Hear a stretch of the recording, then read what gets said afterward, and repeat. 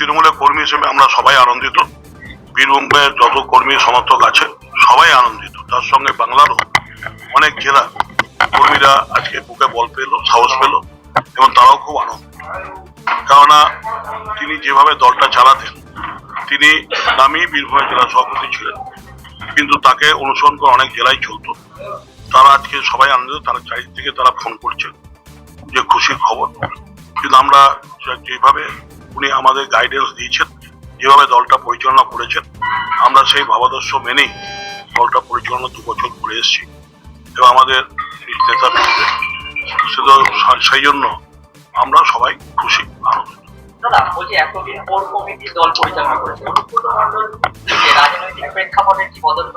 কি বদল হবে না?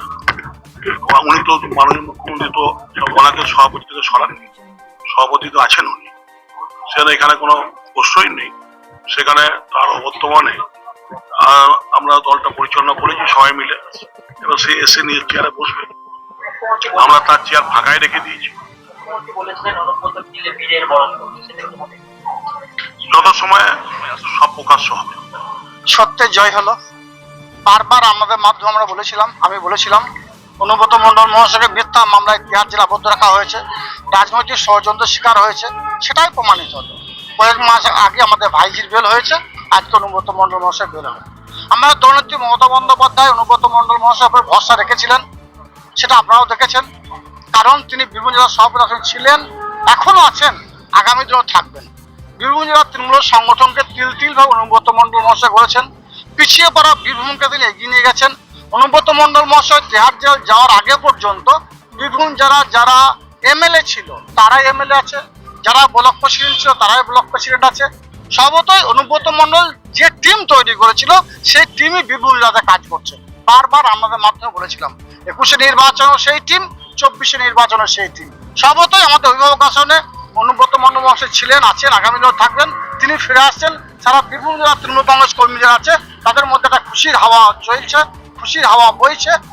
রাজ্য নেতৃত্ব যে ধরনের নির্দেশ দেবে সেই নির্দেশে আমরা পালন করব। যদি বীরত্ব সম্মান দিয়ে তাকে আনার কথা বলেন, আমরা সেভাবেই নিয়ে আসবো। যদি আমার ব্যক্তিগত মতামত, অনুব্রত মণ্ডল মহাশয়কে বীরত্বের সম্মান দিয়ে বীরভূম জেলার বুকে আনা উচিত। কারণ অনুব্রত মণ্ডল বিজেপির কাছে মাথা নত করেনি।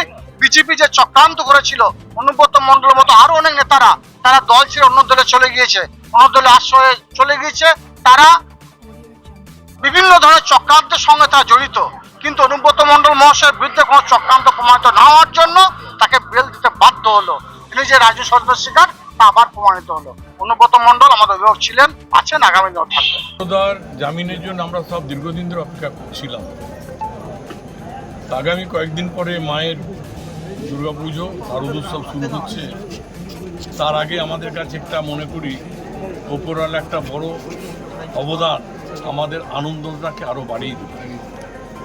বীরভূমের মানুষের জন্য, বীরভূমের প্রয়োজনে অনুব্রত মণ্ডলের দরকার আছে। বিগত দিনে ছিল, আজও আছে, আগামী দিনেও থাকবে। আমরা তার সৈনিক হিসেবে তিনি এসে দায়িত্ব নিন, আমরা তার সৈনিক হিসেবে যে দায়িত্ব আমাদেরকে বলবে আমরা সেই দায়িত্ব পালন করব। আমরা তার চিন্তাভাবনা নিই। আমরা কিন্তু বীরভূমটাকে, যিনি প্রায় 2 বছর ছিলেন না, আমরা বীরভূমটাকে ওর চিন্তাভাবনার বাইরে কোনো কাজ করিনি। এবং 2 নম্বর হচ্ছে, এটা বীরভূম জেলা একটা অনুর্বর জেলা ছিল, যেখানে পাথরে মাটি, সেই পাথরের মাটিটাকে গুঁড়ো করে উর্বর জমি তৈরি করেছিল রাজনীতিগতভাবে অনুব্রত মণ্ডল। না বলবো, আমরা তো অপেক্ষায় ছিলাম যে তিনি কবে ফিরবেন। আমরা সমস্ত কর্মীরা শুধু বীরভূম জেলার নয়, শুধু বোলপুরের নয়, পশ্চিমবাংলার অনেক মানুষই, অনেক তৃণমূল কর্মী, সাধারণ মানুষ কেষ্টদা দ্বারা উপকৃত। তারা সবাই কেষ্টদাকে ভালোবাসেন, তারা সবাই উচ্ছ্বসিত। কিন্তু আমরা আনন্দিত, এক কথাই বলবো আমরা আনন্দিত, কিন্তু আমরা কর্মীরা নিয়ন্ত্রিত। আমরা তার ফেরার অপেক্ষায় রয়েছি। আজ মহামান্য আদালতের রায় আমরা মেনে আমরা আজকে বীরভূমবাসী আপ্লুত, পশ্চিমবঙ্গবাসী আপ্লুত। ঘরের ছেলে ঘরে ফিরে আসুক, আর এর থেকে বড় কথা কিছু হয় না। পিতৃপক্ষ শুরু হয়েছে, দেবীপক্ষর আগমন আসছে 2 তারিখের পরই। ঘরের ছেলে ঘরে ফিরে আসুক, তার আগে আমাদের ঘরের মেয়ে ঘরে ফিরে আসছে, এর থেকে বড় আনন্দ আর কিছু হয় না।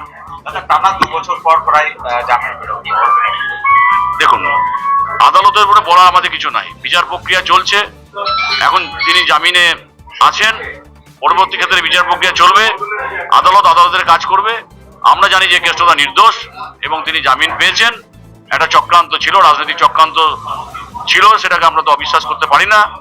তো সেই জায়গা থেকে তিনি আজকে তাকে মহামান্য আদালত জামিন দিয়েছেন। আমরা আপ্লুত, আমরা আনন্দিত। কোর কমিটির পক্ষ থেকে দেখুন, অনুব্রত মণ্ডলকে আপনারা সকলেই জানেন, মাননীয় মুখ্যমন্ত্রী মহাশয়া একমাত্র নেতা যাকে কিন্তু সভাপতি পদ থেকে সরাননি। তারা নিশ্চয়ই মুখ্যমন্ত্রী মমতা ব্যানার্জির আমাদের অনুব্রত মণ্ডলের প্রতি আস্থা আছে। অঞ্চলের খান সাহেবের সৈনিক আটখোলা বাড়ি, আমার নাম শেখ মকিম। আজকে খুশির জন্য আমি মোটামুটি 5 থেকে 700 লোককে খাওয়ালাম। কারণ হচ্ছে আমার গুরুদেব করিম খান সাহেব, তিনার দাদা মানে আমার বলতে বিবেকে লাগে, মানে আমার বাবার তুলো লোক। আজকে অনুব্রত মণ্ডল যিনাকে মিথ্যা কেসে ফাঁসিয়েছে, আজকে সত্যের জয় হলো, তিনি আজকে বেল পেয়েছেন। তার জন্য আমি খুশি করি। আজকে সমস্ত আটকুলি গ্রামবাসীকে আমি 2টো খাসির মাংস ঝোল ভাত খালাম।